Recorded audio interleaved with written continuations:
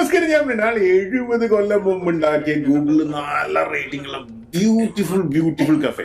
Food order ചെയ്തു, കുറെ നേരം വെയിറ്റ് ചെയ്തു. അത് കഴിഞ്ഞിട്ട് okay somebody rushed into. എന്നിട്ട് നിങ്ങൾ എന്താ ഓർഡർ ചെയ്തതെന്ന് ചോദിച്ചു.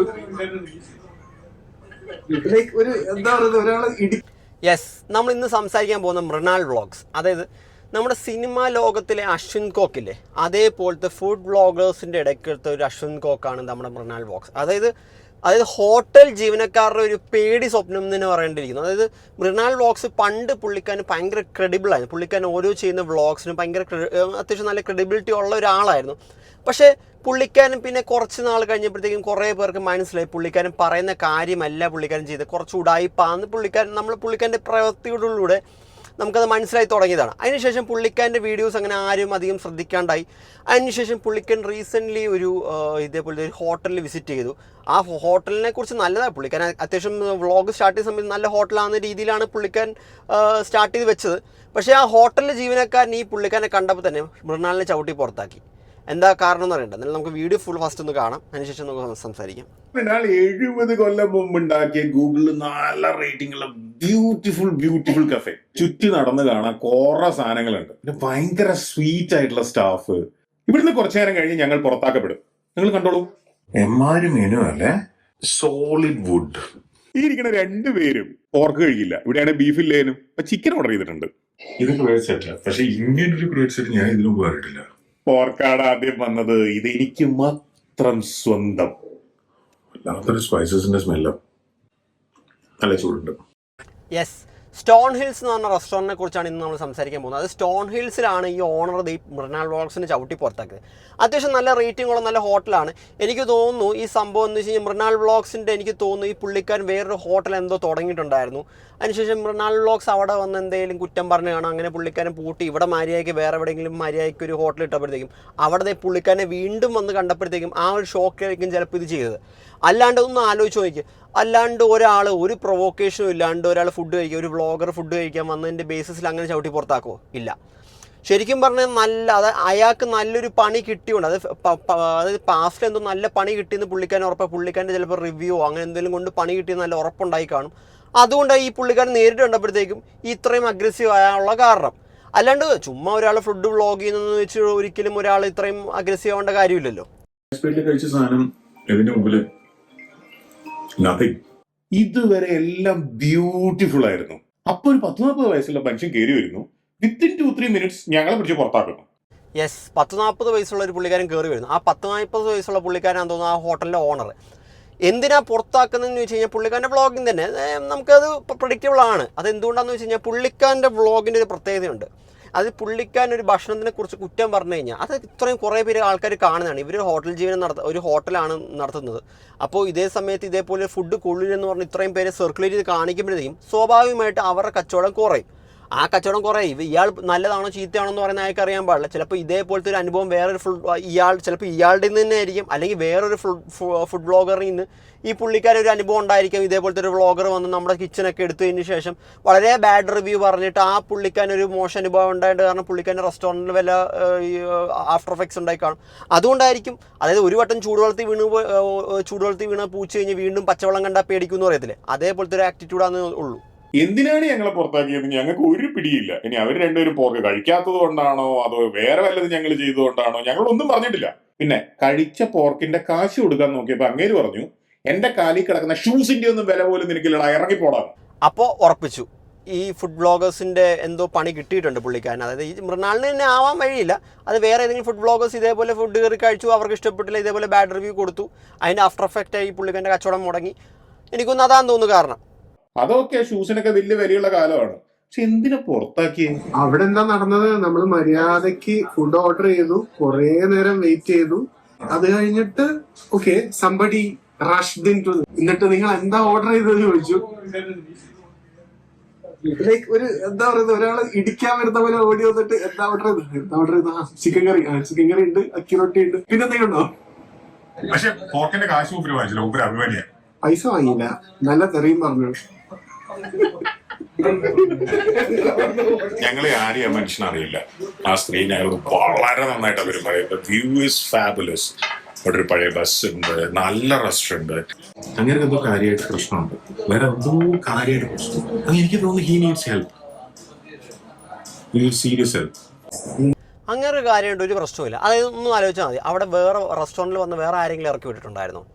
അത് മൃണാൾ എന്ന് പറഞ്ഞ ഒരാളെ പുള്ളിക്കാരൻ വ്യക്തമായി മനസ്സിലാവും. മൃണാളിൻ്റെ വീഡിയോസ് കണ്ടു കഴിഞ്ഞാൽ ഇതേപോലെ നെഗറ്റീവായിട്ട് എന്തെങ്കിലും പബ്ലിസിറ്റി കൊടുത്തു കഴിഞ്ഞാൽ അയാളുടെ റെസ്റ്റോറൻറ്റിന് കാര്യമായിട്ട് ബാധിക്കുമെന്നൊക്കെ വ്യക്തമായി പോകുന്നുണ്ട്. അതുകൊണ്ട് ചിലപ്പോൾ ചവിട്ടി പുറത്താക്കിയായിരിക്കും. എന്ന് വെച്ച് കഴിഞ്ഞാൽ മൃണാളിൻ്റെ ഒരു പ്രത്യേകത ഉണ്ട്. അതായത് മൃണാളിൻ്റെ ഒരു സ്വഭാവം എന്ന് വെച്ച് കഴിഞ്ഞാൽ ഞാനിത് നേരത്തെ കണ്ടിട്ടുള്ള, അതായത് പുള്ളിക്കാരൻ്റെ ഈ ഒരു ഫീൽഡിൽ, അതായത് ഇപ്പോൾ പുള്ളിക്കാരൻ ഇപ്പോൾ ഒരു ഹോട്ടലുണ്ട്, ഹംഗ്രി മൃണാൾ എന്ന് പറഞ്ഞ പുള്ളിക്കാരൻ്റെ ഒരു ഹോട്ടലുണ്ട്. ആ ഒരു ഫീൽഡിൽ, അത് പുള്ളിക്കാരൻ ആ ഒരു ഹോട്ടൽ റെസ്റ്റോറൻറ്റ് നടത്താണല്ലോ, പുള്ളിക്കാരൻ്റെ ഫീൽഡിൽ വേറൊരാൾ പച്ച പിടിക്കുന്നത് പുള്ളിക്കാരൻ ഇഷ്ടമല്ല. അതിൻ്റെ ഗ്രേറ്റ് ഒരു എക്സാമ്പിളാണ് മറ്റേ ചായ കപ്പിൾസ് എന്ന് പറഞ്ഞൊരു കപ്പിൾസ് ഉണ്ടായിരുന്നു. അവർ ഒരു ബൺ മസ്ക എന്ന് പറഞ്ഞ ട്രെൻഡ് അവർ കൊണ്ടുവന്നിട്ടുണ്ട്. അവരാണ് ഈ കേരളത്തിൽ ആദ്യമായിട്ട് ബൺ മസ്ക ട്രെൻഡ് കൊണ്ടുവന്നത്. ആ ബൺ മസ്ക ട്രെൻഡ് നല്ല രീതിയിൽ അവർ കൊണ്ടുപോയിക്കൊണ്ടിരിക്കുന്ന സമയത്ത് മൃണാൾ ഒരു ഇതിട്ടിട്ടുണ്ടായിരുന്നു, ഒരു ഷോർട്ട് വീഡിയോ അല്ലെങ്കിൽ ഒരു വീഡിയോ പോലെ ഇട്ടിട്ടുണ്ടായിരുന്നു. ആ ബൺ മസ്ക എന്ന് പറഞ്ഞ സാധനം നിങ്ങൾ എന്ത് ഇതിലാണ് ഉദ്ദേശിക്കുന്നത്, അതിനകത്ത് ഉപയോഗിക്കുന്ന, അതിനകത്ത് പുരട്ടുന്ന ആ സാധനം വളരെ ചീപ്പായിട്ടുള്ള പ്രൊഡക്റ്റാണ്, അത് കഴിച്ച് കഴിഞ്ഞാൽ നമ്മുടെ ഹെൽത്തിനെ ഭയങ്കരമായിട്ട് അഫക്റ്റ് ചെയ്യുമെന്ന് പറഞ്ഞ് പുള്ളിക്കാരൻ ഭയങ്കരമായിട്ട് പൊട്ടിത്തെറിച്ചുകൊണ്ടൊരു വീഡിയോ ആയിട്ട് വന്നിട്ടുണ്ടായിരുന്നു.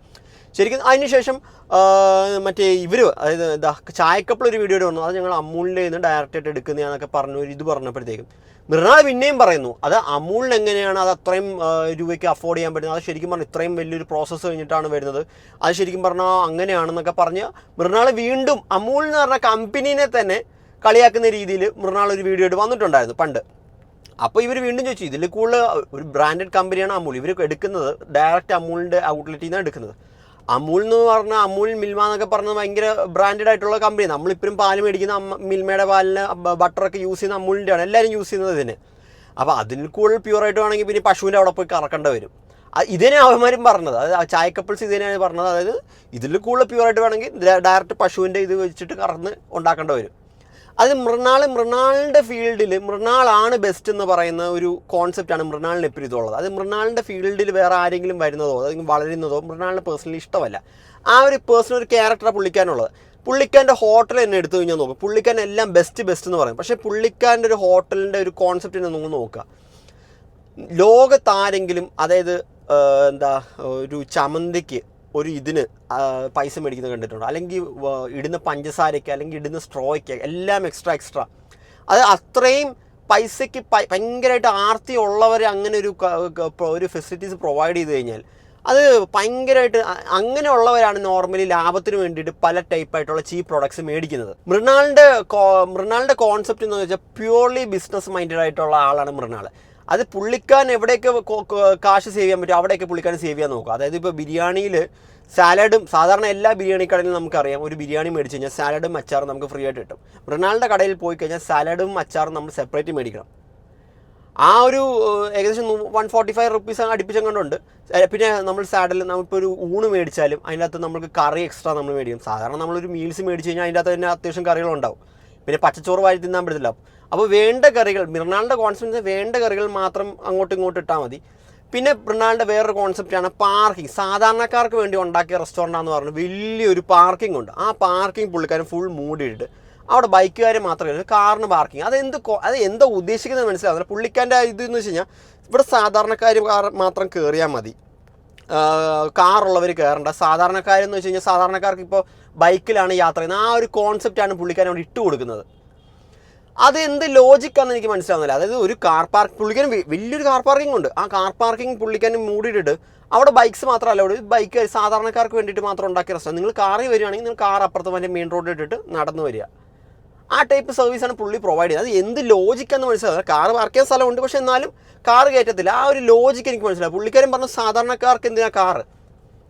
സംഭവം എന്താണെന്ന് വെച്ച് കഴിഞ്ഞാൽ മൃണാളിനെ ഇപ്പോൾ ആരും വിശ്വസിക്കാത്ത എന്താണെന്ന് വെച്ച് കഴിഞ്ഞാൽ പണ്ട് മൃണാൾ നല്ല രീതിയിലായിട്ട് ജെന്യൂനായിട്ടായിരുന്നു പറഞ്ഞുകൊണ്ടിരുന്നത്. പിന്നെ കുറച്ച് നാൾ കഴിഞ്ഞപ്പോഴത്തേക്കും പുള്ളിക്കാരൻ്റെ ആ റിവ്യൂവിൻ്റെ ആ ജെന്യൂനിറ്റി അങ്ങ് നഷ്ടപ്പെട്ടു.